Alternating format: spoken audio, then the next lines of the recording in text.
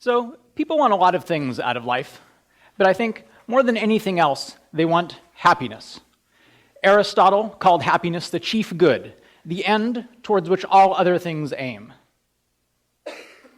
According to this view, the reason we want a big house, or a nice car, or a good job, isn't that these things are intrinsically valuable. It's that we expect them to bring us happiness. Now, in the last 50 years, we Americans have gotten a lot of the things that we want. We're richer, we live longer, we have access to technology that would have seemed like science fiction just a few years ago. The paradox of happiness is that even though the objective conditions of our lives have improved dramatically, we haven't actually gotten any happier.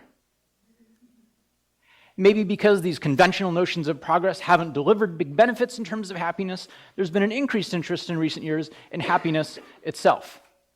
People have been debating the causes of happiness for a really long time, in fact, for thousands of years, but it seems like many of those debates remain unresolved.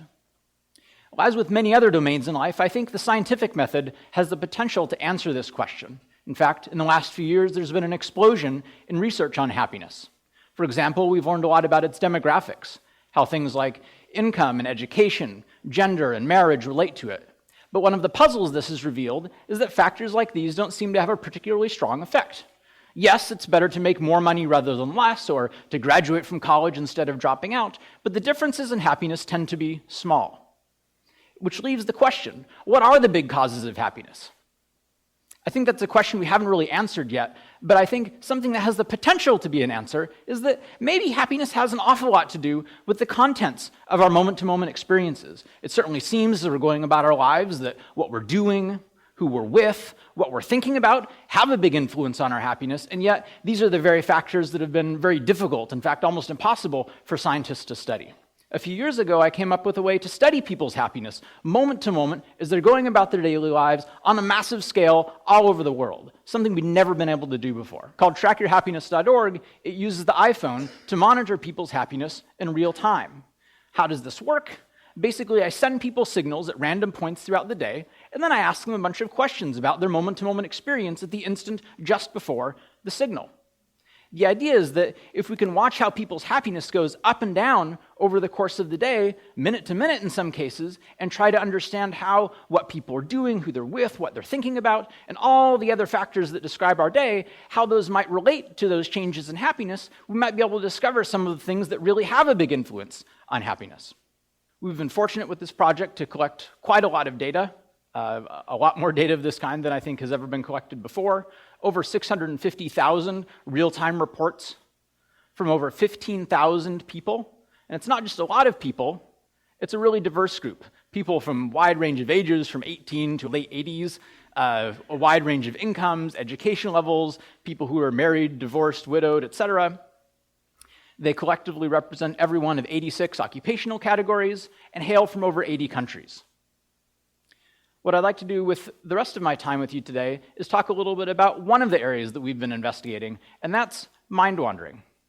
As human beings, we have this unique ability to have our minds stray away from the present. This guy's sitting here working on his computer, and yet he could be thinking about the vacation he had last month, wondering what he's going to have for dinner. Maybe he's worried that he's going bald. This ability to focus our attention on something other than the present is really amazing. It allows us to learn and plan and reason in ways that no other species of animal can. And yet, it's not clear what the relationship is between our use of this ability and our happiness. You've probably heard people suggest that you should stay focused on the present. Be here now, you've probably heard 100 times. Maybe to really be happy, we need to stay completely immersed and focused on our experience in the moment. Maybe these people are right, maybe mind wandering is a bad thing. On the other hand, when our minds wander, they're unconstrained. We can't change the physical reality in front of us, but we can go anywhere in our minds. Since we know people want to be happy, maybe when our minds wander, they're going to someplace happier than the place that they're leaving. It would make a lot of sense. In other words, maybe the pleasures of the mind allow us to increase our happiness with mind wandering. Well, since I'm a scientist, I'd like to try to resolve this debate with some data. And in particular, I'd like to present some data to you from 3 questions that I asked with Track Your Happiness. Remember, this is from sort of moment-to-moment experience in people's real lives. There are three questions. The first one is a happiness question. How do you feel on a scale ranging from very bad to very good? Second, an activity question. What are you doing on a list of 22 different activities, including things like eating and working and watching TV? And finally, a mind-wandering question. Are you thinking about something other than what you're currently doing?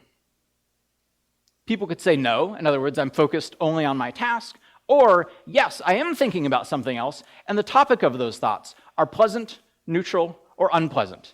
Any of those yes responses are what we called mind-wandering. So what did we find?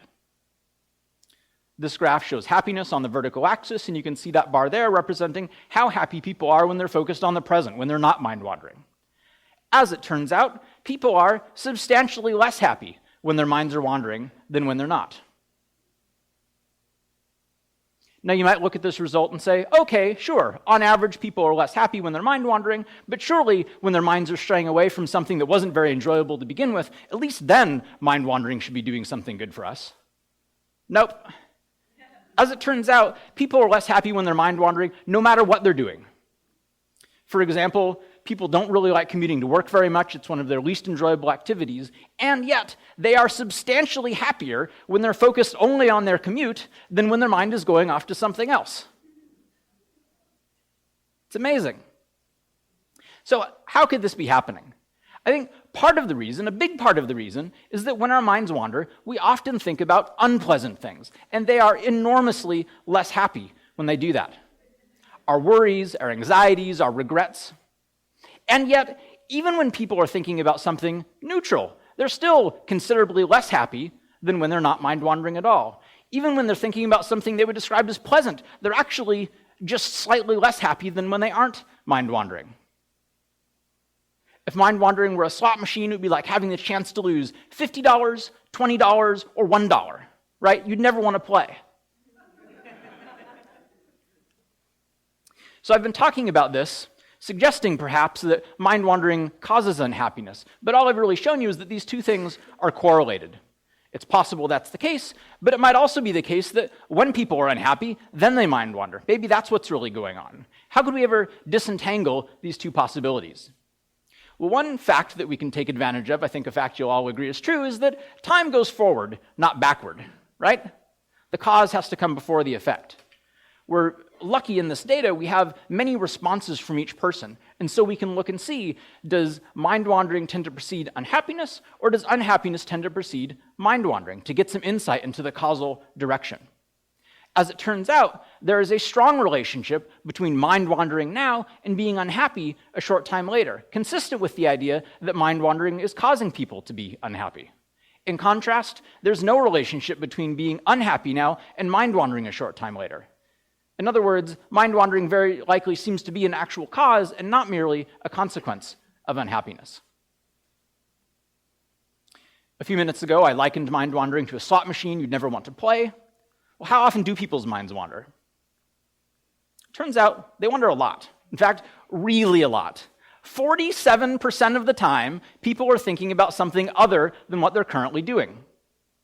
How does that depend on what people are doing?